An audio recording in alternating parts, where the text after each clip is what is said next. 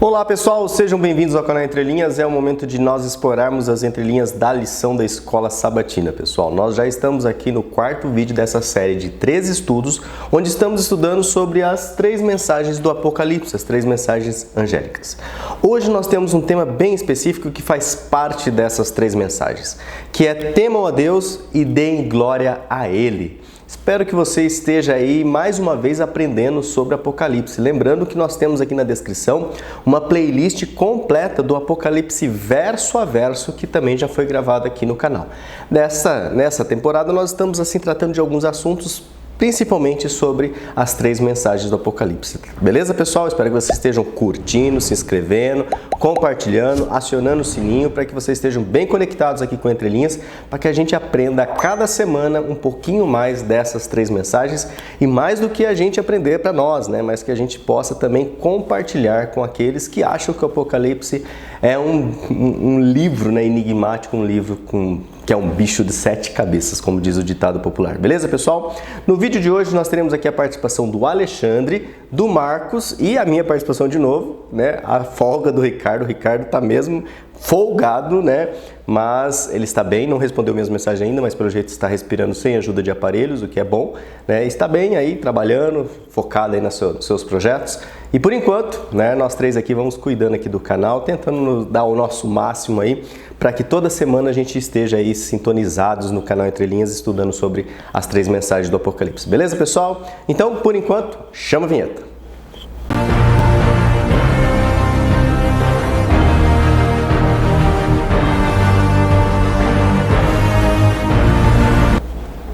Bom, pessoal, estou aqui, né, com a minha casca de crente aqui, né, um culto, acabamos de sair do culto, estamos gravando, e é o momento de nós termos aqui os comentários. Se você chegou até aqui e não sabe, tem como você pular, caso você não goste muito dessa parte do vídeo, onde nós conversamos aqui com o pessoal que deixa um recadinho aqui na seção de comentários. Nós também temos as Olimpíadas, né, que é uma disputinha saudável, né, do pódio dos comentários, os 3 primeiros a comentar. Nossos vídeos são lançados todos os sábados às 13 horas, né? Sempre quando dá certo, né? Na maioria das vezes dá, que você possa deixar o seu alô lá, deixe sempre a cidade onde você tem nos acompanhado, o país, o continente, beleza? Quem sabe o planeta. Edilza Nascimento, em primeiro lugar aqui, curtindo e compartilhando. Bom sábado e boa semana, feliz Páscoa a todos, né? Era véspera de Páscoa nesse sábado. A Adenilda Silva Santos, boa tarde, paz do Senhor, feliz sábado. Paz do Senhor para você também, Adenilda, que está aqui em segundo lugar do nosso pódio. E outro que vive disputando aqui o pódio também, está no terceiro lugar aqui, pelo menos na minha listagem, né, que o YouTube me mostra, Genésio Mioto. Oi, Lúcio, feliz sábado para você e a sua equipe, conseguiu o terceiro lugar, estamos no pódio. Bom estudo dessa edição maravilhosa. Está sim, no terceiro lugar aqui no pódio, Genésio. Obrigado, toda semana aí participando dos comentários. Lembrando, pessoal, assim, mas porque você tem que comentar, todo mundo apela, todo youtuber, né, apela para você comentar. Isso gera engajamento e a plataforma, né, aumenta a relevância do conteúdo e começa a sugerir o conteúdo para outros amigos seus, beleza? Então, quando você comenta, com certeza você está influenciando seus amigos sem querer. Para o bem, né, com entrelinhas, ou para o mal, com alguma outras coisas que você possa estar enxergando aí no YouTube. Lições fortes da Bíblia. Olá, queridos irmãos, Deus abençoe vocês. Deixou o comentário sempre participando. Valdenice Cerqueira, que é Valdenice Marte Cerqueira, ela sempre deixa aqui, de Presidente Prudente, São Paulo. Isso aí, não canse, Valdenice, de deixar, até que eu decore, né? Cheguei atrasada na Olimpíada, sim, mas não para o estudo da lição. Exatamente, sempre está aí disposto a estudar a lição, pois é o principal, é o estudo da lição, porque essa está muito interessante para o conhecimento da história do povo de Deus. Amém? E ela deixa hashtag CCC curtido, comentado e compartilhado aí com os amigos da Valdenice. O G Vitorino diz assim, boa tarde, irmãos e amigos, um feliz sábado para todos, estamos juntos mais uma vez aqui na lição. Que bom, G Vitorino, que você deixou seu alô, assistiu, foi até o fim e tem aí ajudado a compartilhar esse conteúdo. Cristina Dantas, boa tarde, feliz sábado, Deus abençoe a todos e é muito bom ouvir a lição com pessoas sábias. Amém. Obrigado, Cristina Dantas, né? Que o Espírito Santo continue usando as nossas palavras aí para que você entenda a mensagem de Deus. E Diana Rodrigues Nunes, boa tarde, um feliz sábado para todos vocês. Boa tarde também, Diana Rodrigues Nunes. Acho que é uma das poucas, acho que é a primeira vez que ela está comentando se meu cérebro, que está bem desgastado na última semana, não está falhando. Edila Mendes, muito bom, Lúcio, valeu. Edila Mendes, acho que é o primeiro comentário também, Edila. Manda aí a cidade onde você está falando, onde você nos acompanha, tá? E perdão se não é a primeira vez que eu leio aqui ao vivo o seu comentário, tá? Esmeralda Viana, essa eu leio toda semana também. Esmeralda Viana, minha sogrinha lá de Maringá. Cheguei atrasada, feliz Páscoa, meninos. Continue abençoando vocês, que Deus continue abençoando vocês. Obrigado, sogrinha. Uma segunda mãe. Nilza Amaral, boa tarde, meninos pastores. Hoje eu estou bem atrasada. Fui à igreja e depois fui almoçar com as minhas netinhas, mas estou aqui. Ela deixa aqui um sorriso e um coração. Obrigado, Nilza Amaral, pelo carinho. E na verdade não está atrasada, né? Só por causa do pódio das Olimpíadas, sim, mas que bom que você achou um tempinho para deixar o seu comentário. Helena Saraiva, também outra que eu leio toda semana, né, Helena? Meninos, vocês são abençoados. Ela deixa aqui o CCC, curtido, comentado e compartilhado. Feliz semana a todos. Até a lição 4. Já estamos na 4 aqui. Estou lendo seu comentário. Louvado seja Deus pela vida de vocês. Tânia BR, também outra que sempre tem comentado conosco. Muito obrigado, Tânia. Lição maravilhosa. Obrigado pelo Espírito Santo que guia os comentários dos pastores virtuais Lúcio, Alexandre e Marcos. Valeu, Tânia, pelo seu carinho. E nosso amigo aqui, o João Cavaco, deixa sempre aquele aprofundamento da lição. Ele tem um ponto de vista assim que... Ele tem o dom, né, da palavra aqui. Ele escreve assim, louvado seja Deus, obrigado. Comentando pelo Espírito Santo. Confiram, né, o comentário do irmão João Cavaco na lição 3. É um comentário só das entrelinhas, onde ele expõe, né, sobre um pouquinho da vida dele, do trabalho dele e como, né, os nossos irmãos latinos aqui da América Latina têm ajudado ele, né, motivado ele, né, a escrever, a meditar e a compartilhar a palavra de Deus. Ele separa então aqui sobre a questão da lição 3, né, a palavra em Cristo, Pentecoste com anjos e palavras eternas, e lá no 3, vinde e ide, que investimento, né, pergunta aqui o nosso irmão João Cavaco. E depois ele termina, né, com algumas perguntas, alguma indagação. Fica a pergunta, quantas vezes respondemos ao vinde e o ide em Cristo? Será que esse estado pode se unir num constante estado criacional que faz da palavra o ser de Deus em tudo, em todos por Jesus Cristo pelo Espírito Santo? Pergunta ele. Ou vamos andar atrás da água que já passou pela ponte, só nos sentindo do montante, deixando as belezas da jusante para as nossas cinzas? Ao questionar a Deus, vais continuar a remar ou vais voar como os anjos do Apocalipse 14? Pergunta aqui o irmão João Cavaco. A melhor resposta está lá em Josué 24:15. Será também a tua a resposta? João Cavaco, peregrino aqui da IASE de Lisboa Central, da União Europeia das Nações dos Estados em Guerra, sempre deixando aqui um alô dele.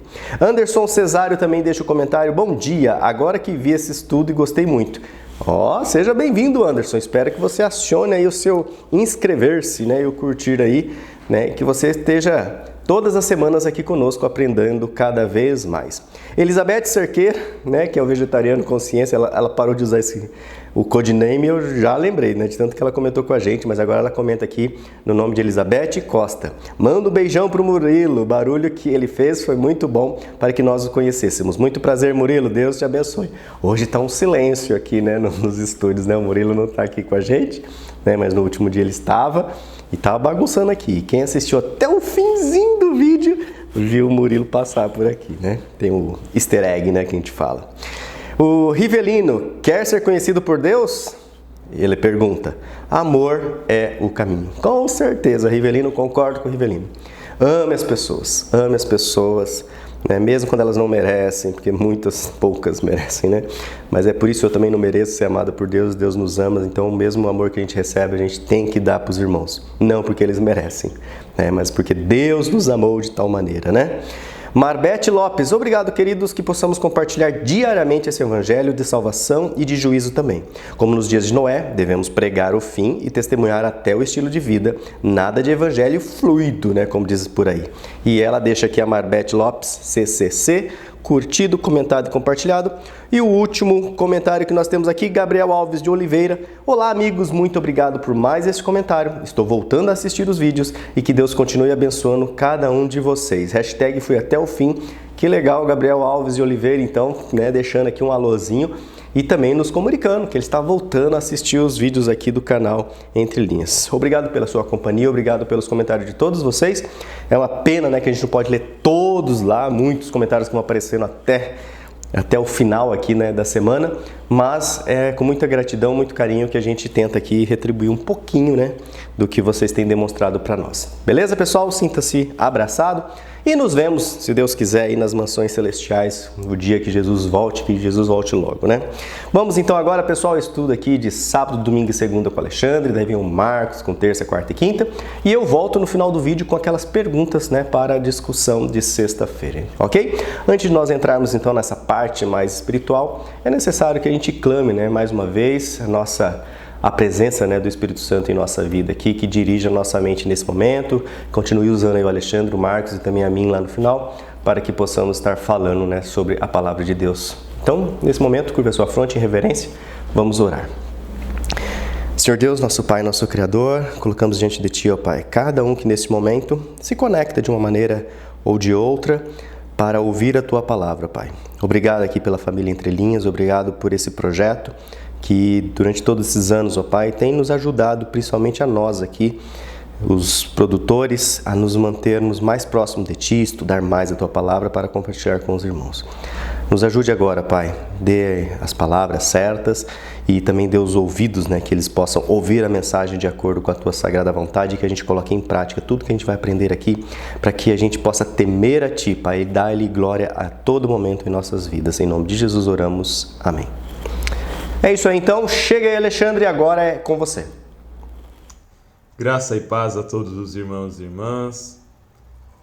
Desejo um feliz sábado para todo mundo que está assistindo no sábado, uma feliz semana para todo mundo que está assistindo a semana. E ainda estamos sem Ricardo. Ele volta, ele prometeu que volta, mas ele ainda está muito atarefado com trabalho, algumas questões pessoais, e está tirando um tempinho sabático para descansar, colocar essas coisas todas em ordem. Ele volta, logo ele volta. Mas por enquanto, a gente segue mantendo ativo o nosso canal Entre Linhas e estudando a nossa lição de mais uma semana.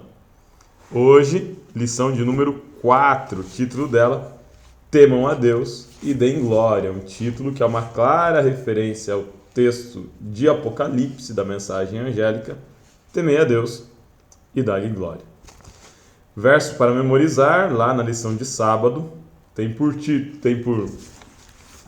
base o texto de Apocalipse 14, verso 12, e diz assim: Aqui está a perseverança dos santos, os que guardam os mandamentos de Deus e a fé em Jesus.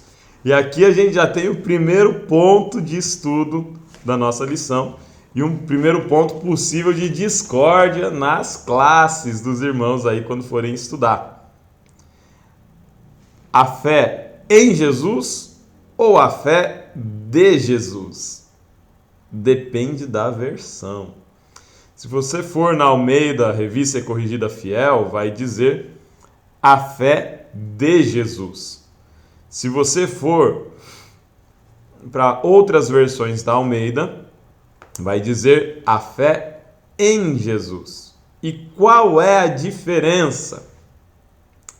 A diferença é que tem uma disputa doutrinária entre algumas pessoas que defendem que manter a fé de Jesus é igual a ter a mesma fé exata que Jesus tinha. É vencer o pecado da mesma forma que Jesus venceu. É ser perfeito e impecável da forma que Jesus era. Para esse grupo é muito importante dizer que a fé em Apocalipse 14, verso 12, é a fé de Jesus. Existe um risco inerente a essa posição, que é o risco do perfeccionismo. Por outro lado, aqueles que defendem que o texto trata da fé em Jesus afirmam que o livro de Apocalipse, na passagem do capítulo 14, versículo 12, fala de uma união entre salvação pela graça, que é a fé em Jesus, e obediência aos mandamentos, que é aqueles que guardam os mandamentos de Deus.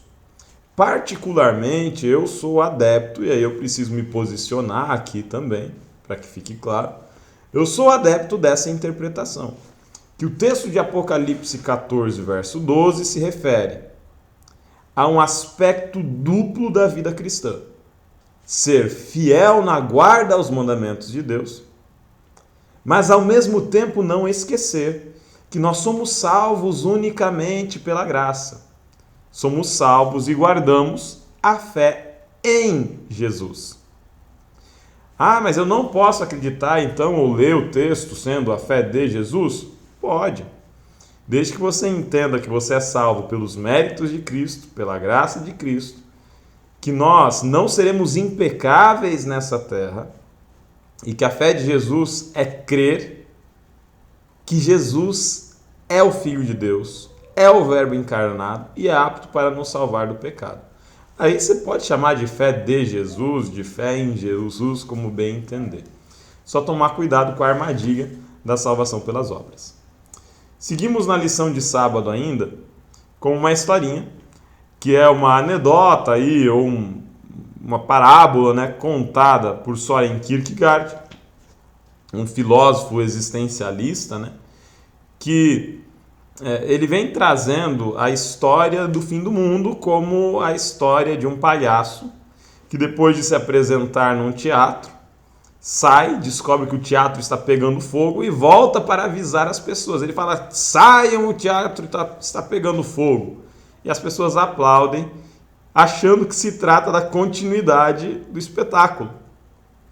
E o mundo vai acabando, e o fogo vai queimando, e o teatro vai queimando, e o palhaço avisa, e o povo aplaude enquanto queima. A ideia de Kierkegaard aqui é dizer, apontando para o Apocalipse ou para o fim do mundo, que muitas vezes nós não ouvimos o alerta porque nós desqualificamos o mensageiro, porque nós desqualificamos o contexto da mensagem, porque nós achamos que simplesmente não é o momento e o espetáculo deve continuar, o show deve continuar. Saindo do Kierkegaard e indo para a Escritura Sagrada, a Bíblia fala que a volta do Filho do Homem, a volta de Jesus, seria semelhante a nos tempos de Noé, quando casavam-se e davam-se em casamento, faziam festa, sem saber que repentina vinha a destruição. Quando a gente fala da volta de Jesus, e a lição tenta trazer isso com muito cuidado, nós falamos da hora do juízo, temei a Deus e dai glória, pois chegada é a hora do seu juízo. Quando a gente fala de fim do mundo, quando a gente fala de Apocalipse, a gente está falando também de juízo. A gente está falando também de um momento de salvação ou de condenação eterna. E a gente não pode diminuir essa mensagem. Parte central da mensagem do Apocalipse é, lição de domingo, preparar um povo para o breve retorno de Jesus. Primeiro aspecto. Preparar aquele que ouve para a salvação. Preparar aquele que ouve para o juízo. Preparar aquele que ouve para o encontro com Deus. Segundo aspecto. Incentivar a união a Ele para dar sua mensagem final ao mundo. Um segundo propósito do Apocalipse é que esse povo que se prepara para o breve retorno de Jesus seja um povo que prega e anuncia a breve volta de Cristo aos outros. A mensagem de Apocalipse não é uma mensagem que a gente deve receber e guardar para si como um tesouro e egoisticamente nos prepararmos e deixar os outros sem saber. A mensagem de Apocalipse é uma mensagem que nós devemos soar, gritar como o terceiro anjo. Temei a Deus e dai glória, pois chegada é a hora do seu juízo.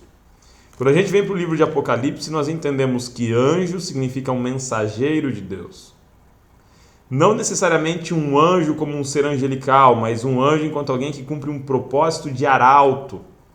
Assim como os anjos anunciaram o nascimento de Jesus, anjos devem anunciar a volta de Jesus. E esse anjo narrado em Apocalipse 14 é também você e sou também eu. Então, parte da mensagem de Apocalipse é pregue, leve a mensagem. Nós temos uma série de textos ali em Apocalipse 14:7, né? Sendo o apelo do apóstolo João: temei a Deus e dai-lhe glória, pois chegada é a hora do seu juízo.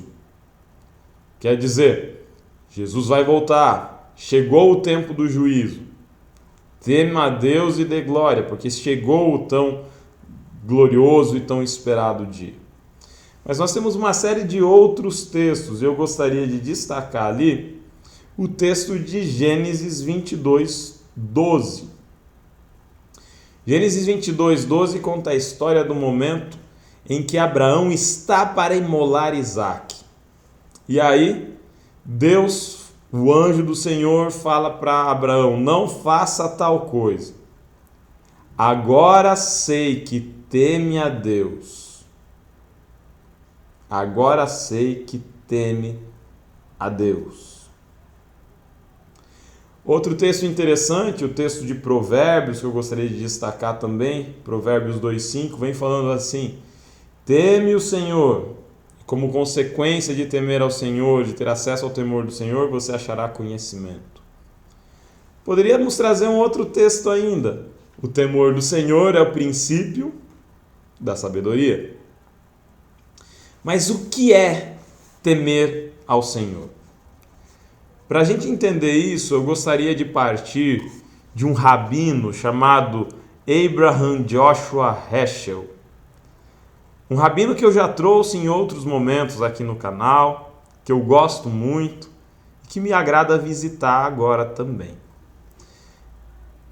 Heschel vai dizer, a partir desse texto, o temor do Senhor é o princípio da sabedoria, que existe um caminho para nós desenvolvermos o temor. O primeiro passo para desenvolver o temor, e já a gente vai chegar a entender o que é esse temor, é aquilo que Heschel chama de maravilhamento, ou maravilhar-se. O maravilhamento é quando você contempla as obras de Deus, os atos de Deus, a ação de Deus na sua vida, quando você contempla a Deus na natureza, quando você contempla a Deus no mundo. E você fica maravilhado, embasbacado, admirado, encantado com isso. Esse é o maravilhamento. Mas o maravilhamento por si, ele é uma impressão passageira, ele é fugaz e ele não produz transformação de vida. É preciso que o maravilhamento ele amadureça para aquilo que Heschel chama de temor. Antes que se desenvolva a sabedoria, é preciso que haja o temor. E o que é temor? Temor é quando você entende que essa coisa que te maravilhou, essa coisa que é tão esplêndida, que é tão incrível, que é tão maravilhosa, essa coisa vem de um ser que é um ser diferente de você. Diferente não por ser um outro, mas diferente por ser um ser com uma qualidade diferente. Nós somos criaturas. Esse ser que nos maravilha é criador. Deus está num patamar inatingível para nós. Deus é algo que não compete ao nosso conhecimento comportar, não cabe Deus dentro da nossa compreensão. Quando Heschel fala em temor, e quando a Bíblia fala em temor, e Heschel vai fazer a leitura da Escritura Sagrada, ele está falando de uma firme convicção e compreensão da nossa pequenez diante de um Deus que é eterno, onipotente, onisciente, onipresente, de um Deus que é criador de toda a vida e de toda a maravilha. Quando a gente vai para o livro de Gênesis e lê a história de quando Abraão esteve disposto a imolar Isaque, nós vemos a confiança de alguém que temia a Deus e que fazia o que Deus pedia mesmo sem entender completamente. Nós não guardamos a lei porque nós somos convencidos da lei. Nós não obedecemos a Deus porque nós somos convencidos. Nós cumprimos a lei e nós obedecemos a Deus porque nós tememos a Deus. É importante entender isso.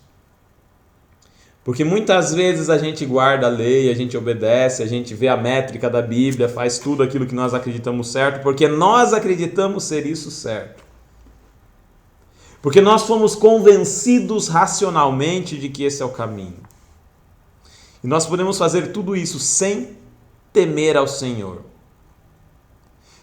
Conhecer a verdade no termo doutrinário da coisa, saber um monte de texto bíblico de cor, pode nos ser uma armadilha, porque pode nos levar à ilusão da autossuficiência.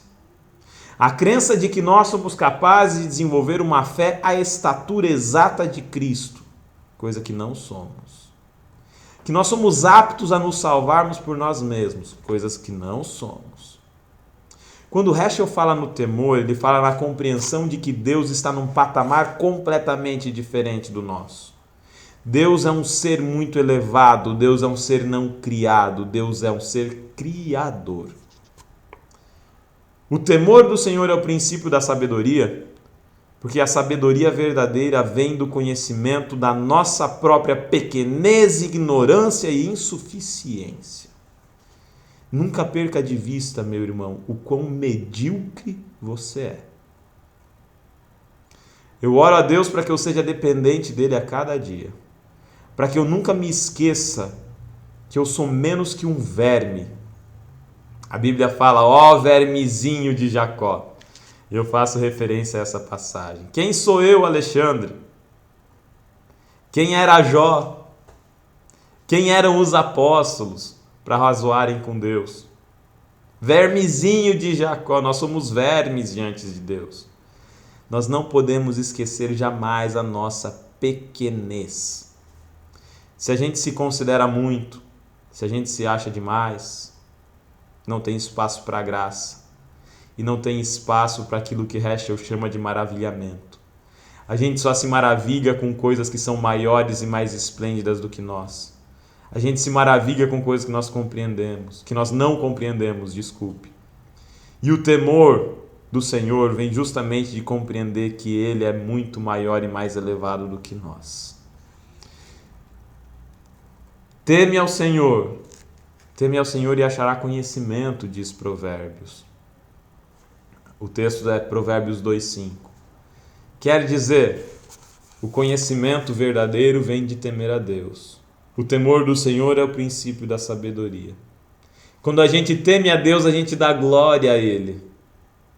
Porque a gente entende que Ele é o único digno de honra, glória e louvor, porque Ele é mais elevado do que nós. É por isso que a mensagem de Apocalipse 14:7 diz, primeiro anjo, temei a Deus e dai-lhe glória, pois chegada é a hora do seu juízo. Tema a Deus porque Ele é maior que você. Tema a Deus porque Ele é esplêndido. Tema a Deus porque Ele é o único com competência para julgar. Dê glória a Ele, dê louvor a Ele porque Ele é o único digno de louvor. Chegada é a hora do seu juízo. Tema ao Senhor. Acho muito precioso quando Mark Finley, o autor da nossa lição, ele vem trazendo ali no parágrafo imediatamente depois da questão da questão 1, da questão ali de domingo, ele vem trazendo a ideia de que o temor ele é exatamente a atitude oposta da atitude de Lúcifer. Porque Lúcifer em Isaías diz, subirei ao céu, exaltarei meu trono acima das estrelas, me assentarei no monte da congregação, subirei acima das mais altas nuvens, serei semelhante ao Altíssimo. A posição de Lúcifer é uma posição que exalta a si mesmo pela própria santidade, pelo próprio poder, pela própria competência, pela própria capacidade, pelos próprios dons. É o oposto do temor. O temor nos leva a uma posição que exalta a Deus e que entende a nossa pequenez. O temor é o antídoto para o pecado de Lúcifer.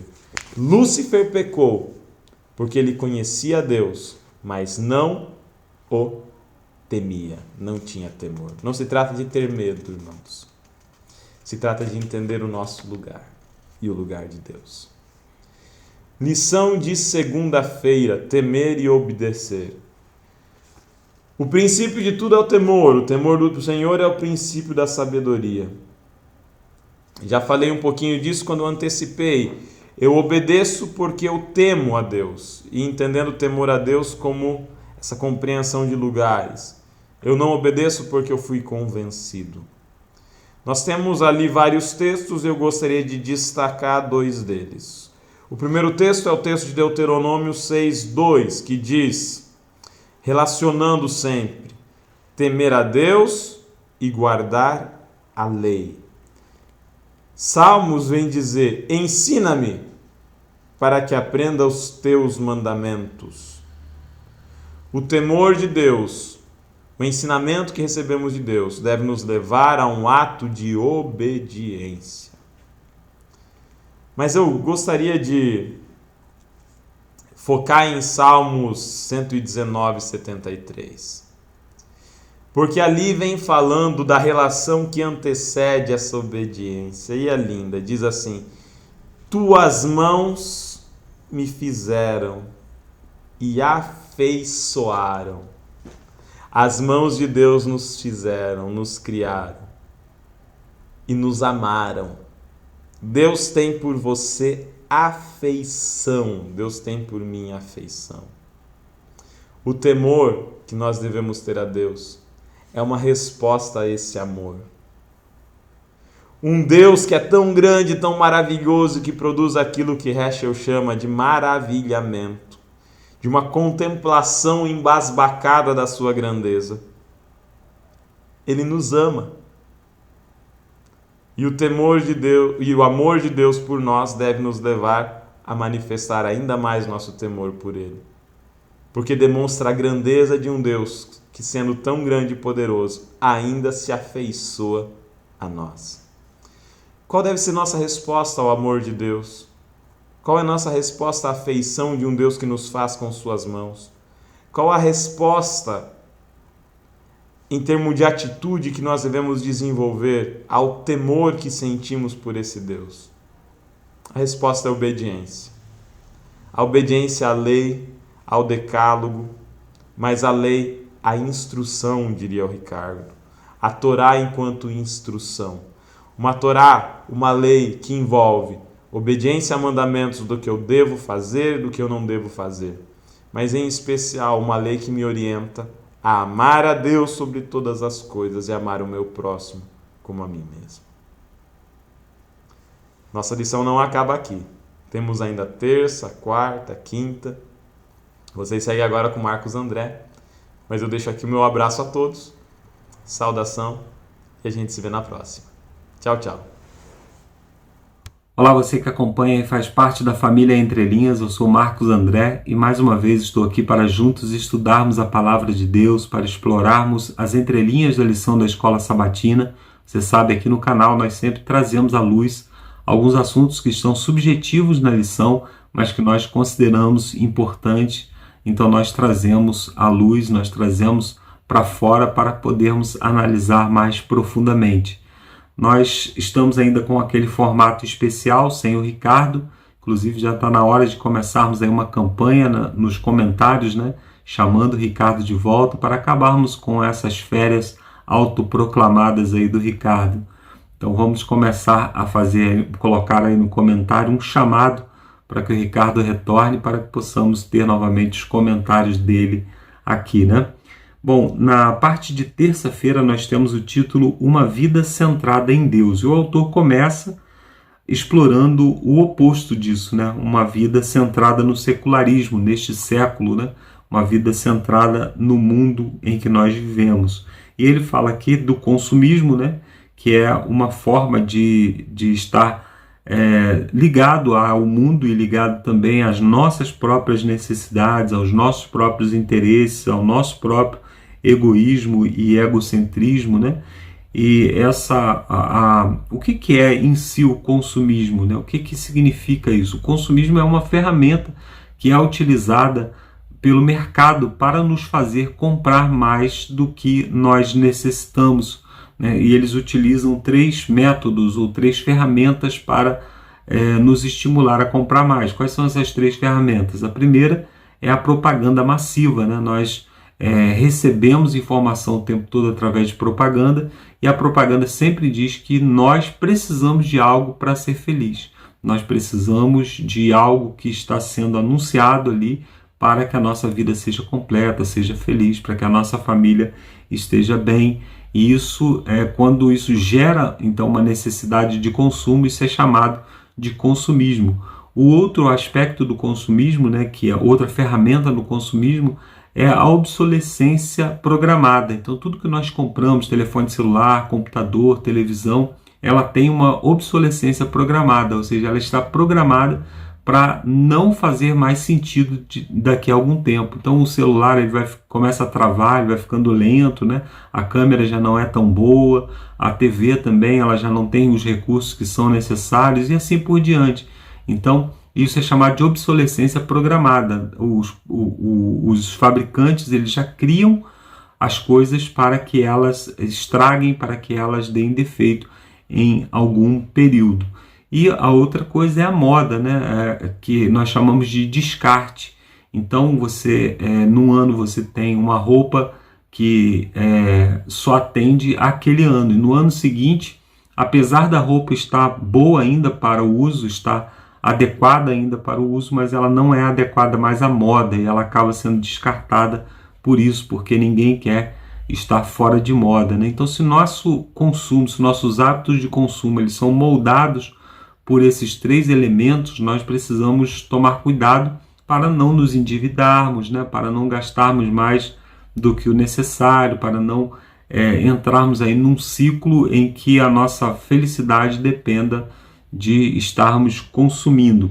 E o autor fala que o oposto disso, né, e a mensagem do Apocalipse é um chamado alto e claro a temer ou respeitar a Deus como o verdadeiro centro da nossa vida. O autor traz aqui Mateus 6, verso 33, né, que diz que nós devemos buscar a Deus em primeiro lugar e todas estas coisas, as coisas necessárias, elas serão acrescentadas. Colossenses 3, verso 1 a 2, o apóstolo Paulo fala ali que nós devemos buscar as coisas que são do alto, do céu, onde vive Deus, né, e onde nossa vida está escondida com Deus. Olha só que interessante, né? A nossa verdadeira vida, ela não é essa aqui, é aquela que está escondida com Deus no céu, né? E Hebreus capítulo 12, versos 1 e 2, falam a respeito de uma grande nuvem de testemunhas, né, que desejou a pátria celestial, né, que desejou na sua época a pátria celestial. Não alcançaram, mas viveram em função dessa pátria. Ele apresenta ali os heróis da fé de Hebreus 11, né, e fala então que essa é uma grande nuvem de testemunhas de pessoas que aos olhos do mundo foram derrotados porque não alcançaram a vitória final, mas que aos olhos de Deus estão guardados para esse momento. Então ele fala sobre buscar a Deus em primeiro lugar e a justiça de Deus, o reino de Deus também em primeiro lugar, né? Então, olhando para Cristo, né, que é o autor e consumador da nossa fé, nós vamos alcançar essas coisas do alto. Então a questão central no grande conflito é a obediência, é onde nossa mente vai estar centrada. Então, se nós estamos centrados nas coisas desse mundo, né, estamos atentos aí ao que é moda, quais são as notícias da última hora, nós corremos o risco de desviar a nossa atenção de Deus, né? E aí ficamos aí desalinhados com o desejo de Deus. A batalha final no grande conflito entre o bem e o mal é para controlar o nosso pensamento. E o autor cita aqui Filipenses 2,5: tenham em vocês o mesmo modo de pensar que houve também em Cristo. Então, o que era prioridade para Cristo? Isso também deve ser prioridade para nós, né? Então, a nossa mente, segundo o autor, é uma cidadela, ou seja, é uma cidade fortificada, né? E deve ser bem cuidada porque ela é a fonte das nossas ações.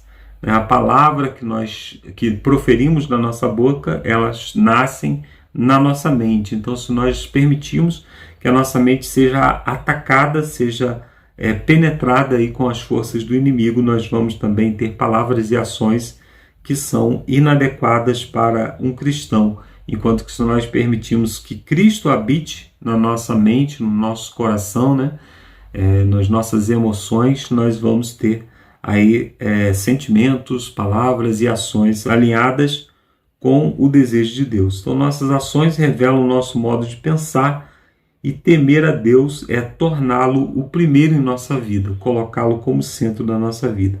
É fácil, em certo sentido, controlar um pensamento mais superficial, né?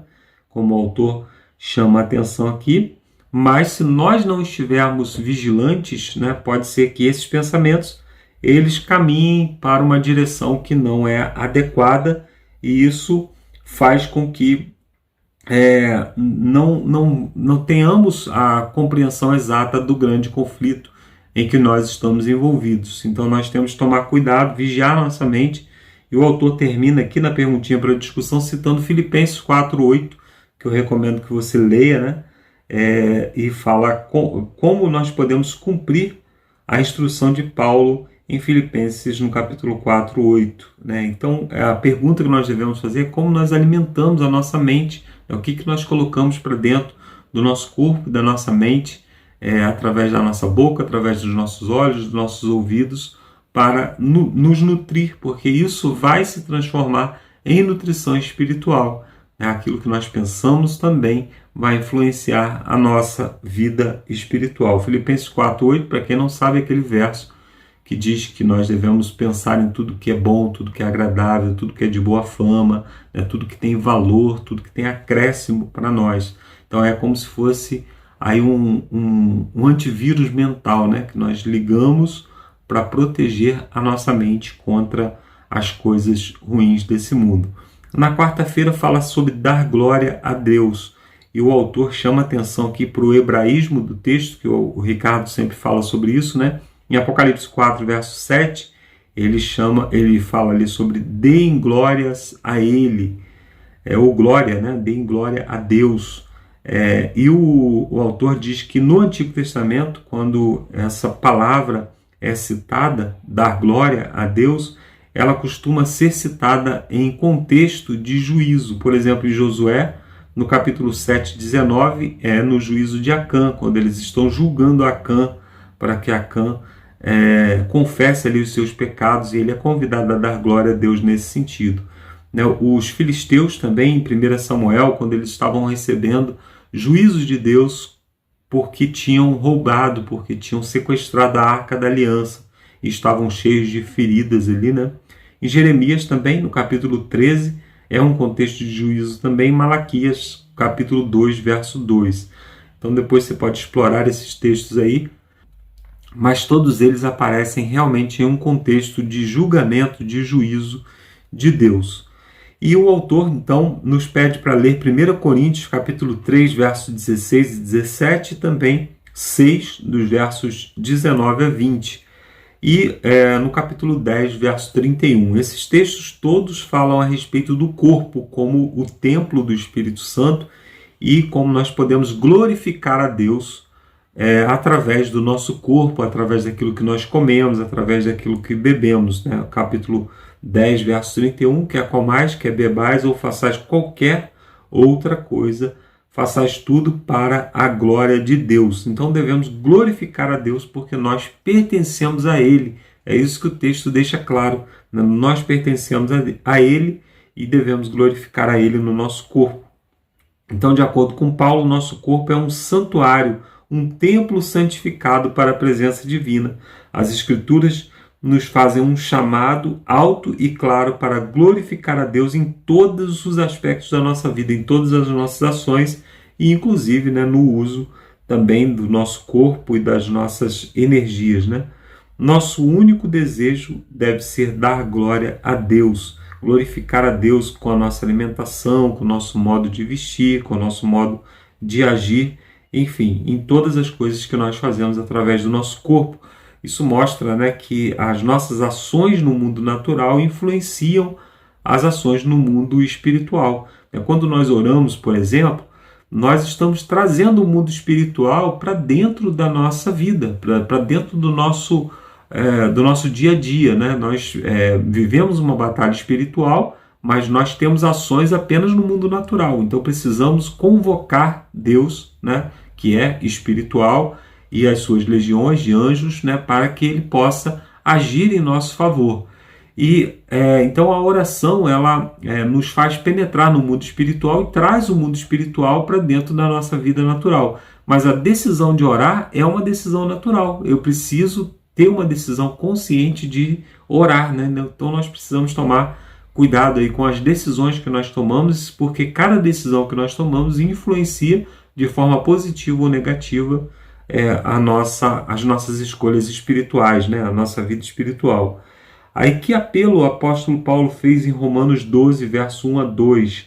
Ali também é um texto bastante conhecido da Bíblia, né? Quando o apóstolo nos chama a apresentar o nosso corpo como sacrifício vivo. Isso é o nosso culto racional a Deus. Hoje nós vivemos na era das emoções, né? As pessoas utilizam a emoção como sendo parâmetro para tomar suas decisões, né? Então, a partir das minhas emoções, eu decido se Deus está ou não está na igreja, porque eu posso ou não sentir Ele. A partir das minhas emoções, eu tomo a decisão do meu trabalho, eu tomo a decisão também dos meus relacionamentos, mas a Bíblia ela não coloca as nossas decisões espirituais no campo das emoções. Ela nos chama a ter um culto racional, a tomar decisões racionais. Nós precisamos tomar muito cuidado, né? Porque a sociedade explora muito o emocionalismo, que é você viver em função das emoções. Não é isso que a Bíblia nos chama a fazer, né?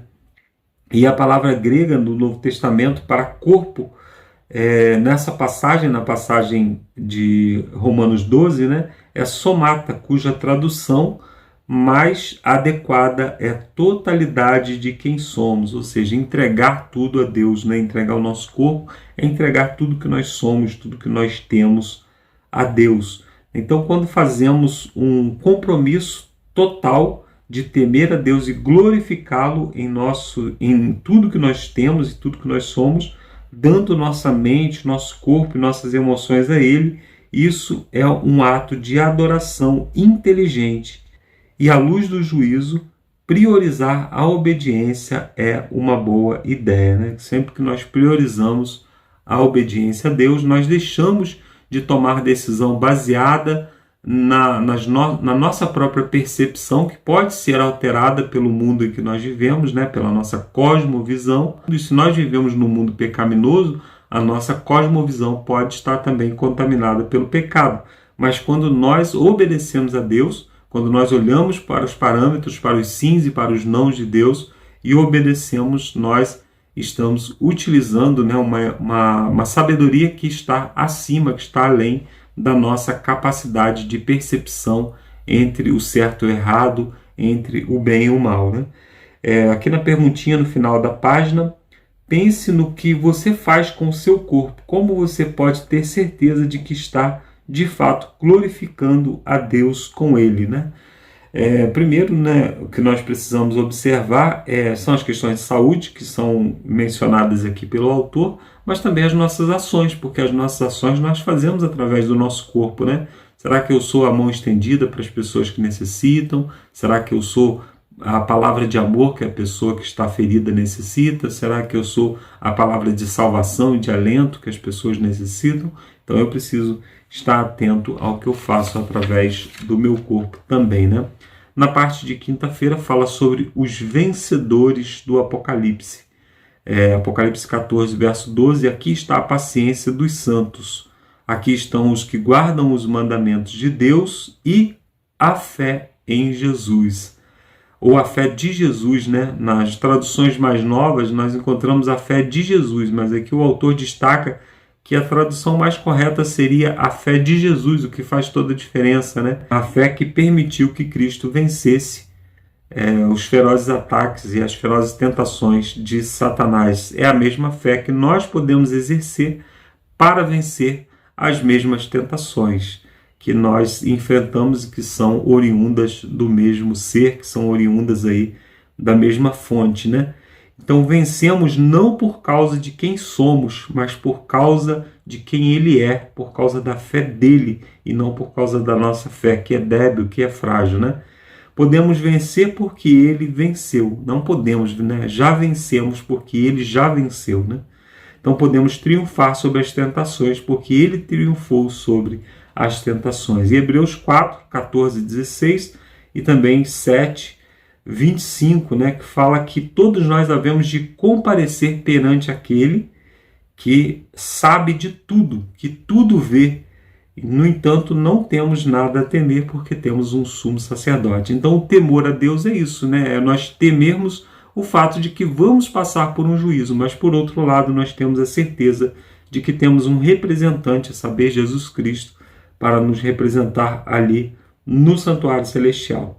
Jesus venceu as artimanhas do diabo, entregando a sua vontade à vontade do Pai e dependendo do poder dele, né? Então, Jesus é nosso tudo. A mensagem dos 3 anjos, as 3 mensagens, né, dos 3 anjos, é sobre Jesus. Todas as 3 mensagens, elas são a respeito de quem Jesus é, do que Jesus faz por nós, né? A mensagem do Apocalipse é uma mensagem de vitória e não de derrota. Não devemos ter medo das mensagens do Apocalipse, né? Das mensagens de juízo, porque é uma mensagem de vitória. A palavra vencer é usada 11 vezes no Apocalipse, né? Desde a igreja primitiva, né? Na carta às igrejas ali, que é uma referência à primeira igreja e até a última igreja, né? Até Apocalipse 21, verso 7, quando diz que o vencedor herdará todas as coisas. Isso não é legalismo, isso é a vitória através de Jesus, é a vitória conquistada através dos méritos de Jesus. Pelo contrário, né? Isso é o oposto do legalismo. O legalismo é quando eu conquisto pelos meus próprios meios, pelos meus próprios esforços, enquanto que quando nós depositamos a nossa fé em Jesus, nós estamos depositando a fé no único que é capaz de realmente nos fazer penetrar os portais da eternidade.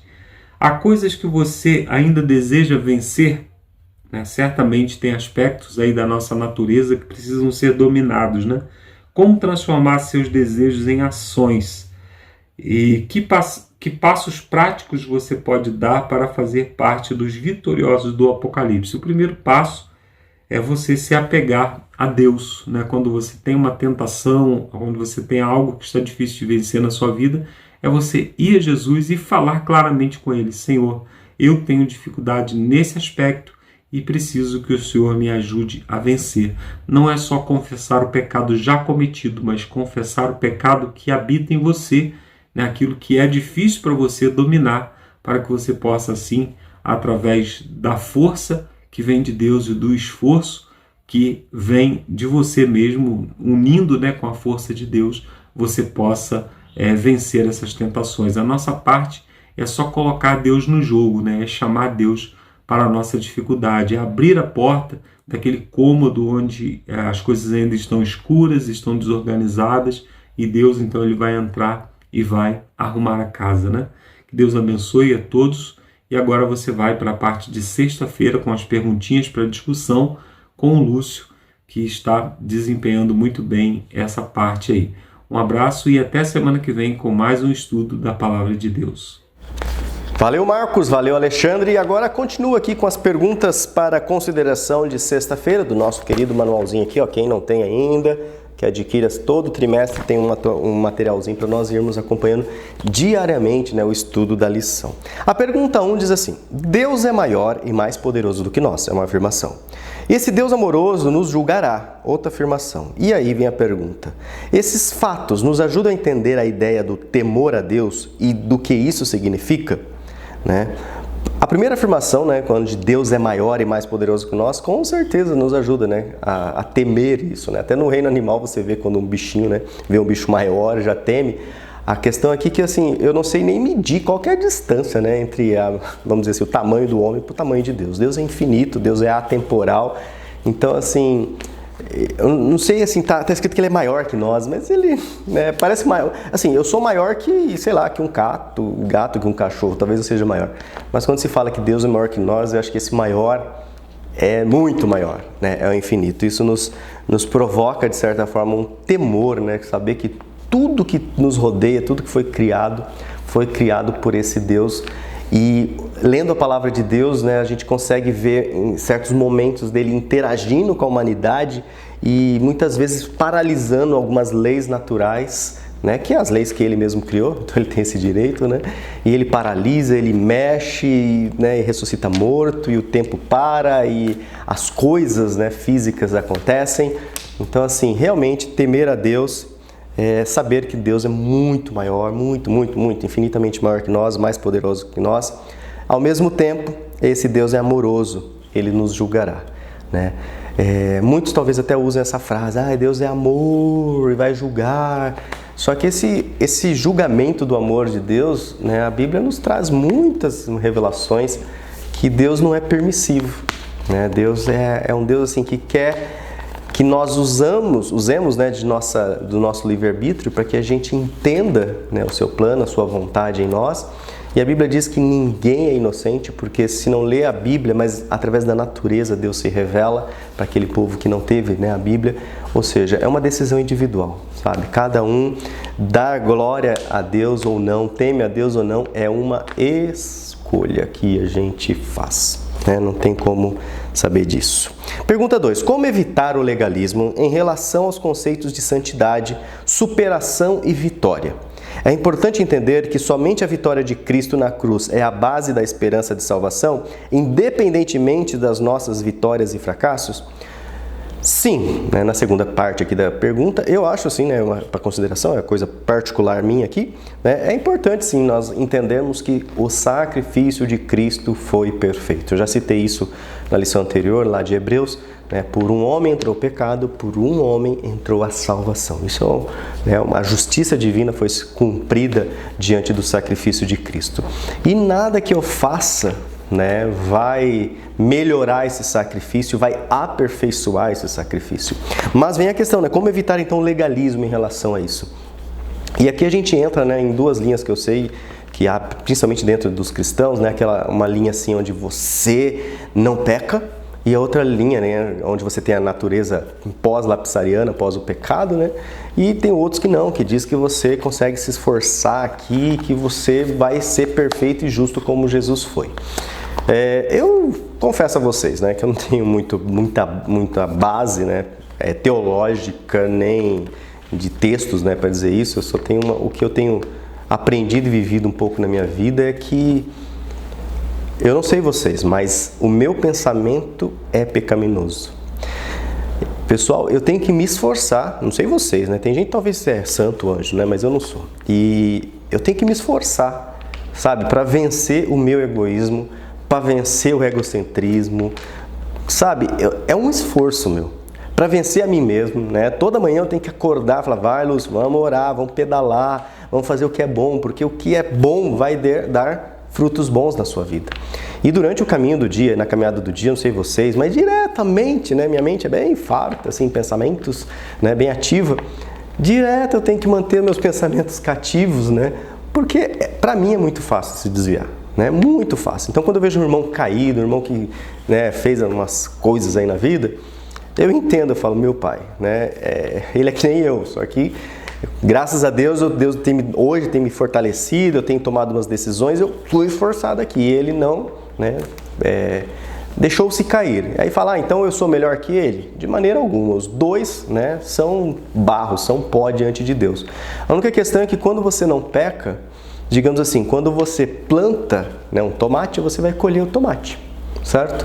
Então, quando você não peca, ou você, né, tenta não passar aquelas barreiras, né, que Deus coloca em suas vidas, os nãos de Deus, que é um amor, né, demonstrado, você vai colher os frutos bons, né, os frutos assim, né, como eu falei, planta tomate, vai colher tomate, e às vezes você quebra essas barreiras, e aí tem consequências, e não é consequências, é porque Deus está castigando, não, irmão, é porque é natureza, a nossa natureza é assim, né, joga uma coisa, cai para baixo, é assim, e isso vai acontecer com as nossas vidas, né, se você olhar para o céu, olhar para Deus e buscá-lo, você vai subindo, né, vamos dizer assim. Agora, se você fica olhando para homens, para as traições que você recebe, você vai descendo. E eu não sei, né, aí teria que ter outra pessoa, né, que defende outra linha, mas eu não creio nesse legalismo, né? Eu acho que a gente tenta oferecer ao nosso Deus o nosso melhor, mas o meu melhor talvez não é o melhor do irmão. E isso está dando alguns conflitos, inclusive aqui na igreja, né? Que às vezes você vê um que se veste de um jeito, outro que se veste de outro. Eu estou aqui com a minha casquinha de crente, ó, deixa eu mostrar aqui para vocês, né? Então vão olhar para mim, vão falar assim, nossa, esse é o homem de Deus, né? Mas não conhece metade do coração da pessoa, né? Então isso aqui é só casca, mas de certa forma, né, nós vivemos numa sociedade, há usos e costumes, e se você quer que a sua mensagem, a sua fala seja respeitada, nós sabemos, né, que a sua vestimenta, a sua aparência é importante, porque faz parte de 50% da comunicação, né, a comunicação visual. Então existem essas questões de protocolo, né? Agora Deus sabe o que vai aqui dentro. Então não adianta essa roupinha bonitinha aqui, que isso não vai me tornar mais santo, né, do que um irmãozinho que veio de calça jeans na igreja. E a terceira pergunta, mesmo com todas as promessas de vitória sobre o pecado, por que não satisfazemos o padrão da justiça que Jesus exemplificou? E eu não entendi direito a segunda parte da pergunta, que eu acho que o autor foi um pouco tendencioso, que ele falou assim, que erros cometemos em não permitir que Deus faça a obra que Ele prometeu fazer em nós? Então não sei se essa obra, né, é a vitória completa sobre o pecado, né, porque ele fala assim, mesmo com todas as promessas de vitória sobre o pecado, por que não satisfazemos o padrão de justiça que Jesus exemplificou? Olha, irmãos, na minha caminhada com Deus, já que eu tenho já vai fazer 20 anos, né, de caminhada de adventismo, de estudar a palavra de Deus, irmãos, a cada ano eu venço um pouquinho assim da minha natureza, eu fico enchendo da palavra de Deus, estudo, e aí você vai melhorando em certos aspectos, algo vai se tornando mais natural, já aquela luta que eu falei da pergunta anterior já não é tão forçado, né? Mas mesmo assim, sabe, com essa minha naturezinha aqui dentro, eu falo, Senhor, olha, vai ser salvo só pela misericórdia mesmo, né? Não sei quem de vocês participa do grupo aqui na descrição, né? Família Entre Linhas, né? Religião e Política, Política e Religião. E lá você vê a naturezinha do pessoal, sabe? Você vê assim, ela aparecendo, né? Porque não é cara a cara, é só um texto. Então você vê lá um xingando o outro, um falando do outro, né? E aí você fala, são irmãos, tá? Tudo irmãos e na maioria adventista, né? Então assim, não tem aquela, como eu vou falar assim, aquele respeito, aquela forma elegante de contradizer alguma coisa, sabe, do irmão, ou rebater um diálogo, uma fala. Não, é baixaria, tá? É na baixaria. Então, assim, de qualquer forma, eu vejo que eu também, né, de certa forma, se eu me deixar levar, irmãos, eu falo para todo mundo, essa carinha aqui de santo engana muita gente, tá? Porque só Deus sabe as minhas lutas e minhas batalhas, né? Mas uma coisa eu aprendi. A palavra de Deus diz, segue em frente, siga em frente, aprendendo a cada dia um pouquinho, caindo, levantando, tentando não se lambuzar demais na lama do mundo, porque se você se lambuzar, na hora que você voltar, você vai estar bem lambuzado, Deus vai te ajudar, mas nós sabemos de muitos irmãos e amigos que foram lá para o mundo e hoje está cheio de traumas. Quando eu falo com os adolescentes, tomem cuidado, quando Deus fala assim, não toque, é para não tocar, porque depois que você tocar, já era, quebrou o cristal, sabe? Então, e é difícil nessa geração não tocar muitas coisas.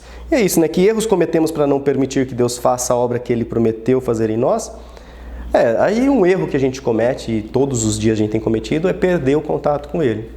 Infelizmente, não sei na sua região, mas na minha aqui, eu posso falar porque eu já fui católico, então assim, muitos adventistas estão se tornando católicos, apostólicos, adventistas do sétimo dia, que é aquela assim, vai para a igreja para receber a bênção, sei lá, de quem, do pastor, ou lá, e volta da igreja, vai para suas casas, continua vivendo sua vida. Irmãos, essa é a minha vida católica. Depois que você aprende a palavra de Deus, a igreja é a sua vida. A igreja, as obras, os ministérios, o evangelismo, o distribuir livro, isso é a sua vida. Trabalho já vem lá em outras questões. É Deus, família, igreja, depois trabalho, sabe? E eu vejo muitos irmãos que estão virando católicos adventistas do sétimo dia. Católicos apostólicos adventistas do sétimo dia. Vem no sábado, não se envolve. Eu não sei, né? Onde que as pessoas vão chegar. Então, que erros a gente comete? Perder a conexão com Deus.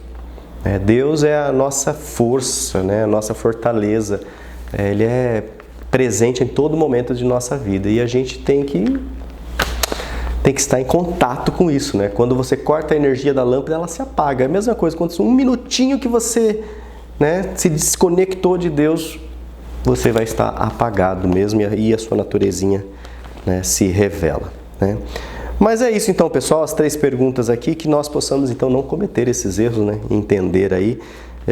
Eu não tenho esse viés muito legalista, nem de santidade, né? Eu acho só que a gente planta, a gente colhe, e Deus, na sua misericórdia, nos ajuda, às vezes até, mesmo que a gente coma da lavagem de porco, Ele sempre estará com o braço, né, aberto. Isso eu também creio, né, e isso a gente deve fazer também por aqueles que caíram, irmãos nossos, amigos nossos, né, que a gente não seja o dedo da justiça divina, né, para executar, que a gente abra os braços e abrace cada um, porque nós também, né, somos trapo de imundícia, né? A gente tenta aí ser justos, mas não somos nada, beleza? Bom, vamos orar então para encerrar aqui, se deem glória a Deus, temam a Deus e deem glória a Ele. Vamos orar mais uma vez. Senhor Deus, nosso Pai, gratos somos a Ti, Senhor, pelo ar que nós respiramos, por essa força vital que nos dá, Pai. Obrigado aí porque o Alexandre conseguiu gravar, o Marcos também, porque eu consegui também gravar aqui na minha semana corrida. Muito obrigado, Senhor, porque cada um que aqui sintonizou esse canal pôde ouvir um pouco, Pai, das palavras que nós preparamos, baseado aqui no tema, baseado nas Tuas Escrituras, Senhor. Muito obrigado por tudo que tem. Nós temos algum sofrimento, algumas dúvidas, o Senhor sabe, né? Alguns desafios, algumas batalhas. Cada um aí coloca às vezes no comentário, manda no particular, o Senhor sabe, Pai. Nesse momento, colocamos tudo em Tuas mãos e queremos estar conectados e temendo a Ti e dando glória da maneira correta, Pai. Nos ajude, ó Pai, a mantermos firmes até a Sua breve volta. Em nome de Jesus oramos. Amém, Senhor. Bom, pessoal, então nos vemos na próxima lição, já pro 5º vídeo, hein, pessoal? Onde nós vamos estudar sobre a boa notícia do juízo. Boa notícia do juízo. Então, fiquem com Deus, pessoal. Até lá. Tchau, tchau.